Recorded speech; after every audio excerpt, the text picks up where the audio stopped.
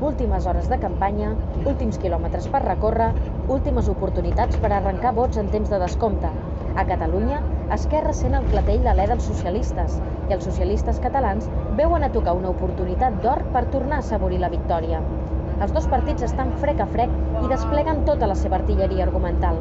Per una banda, els de Meritxell Batet, catapultats per l'efecte Sánchez, atien el fantasma de les tres dretes, conscients que la por és l'al·licient que més incentiva el vot.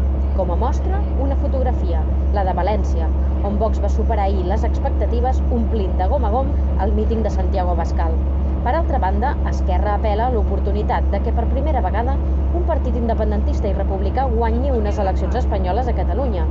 Rufián assenyala que és fals l'escenari d'un govern de les tres dretes perquè no sumaran i burxen els tendons d'Aquil·les dels socialistes, que callen quan se'ls pregunta per l'aliança amb Ciutadans o què pensen de l'empresonament de persones com Jordi Cuixart.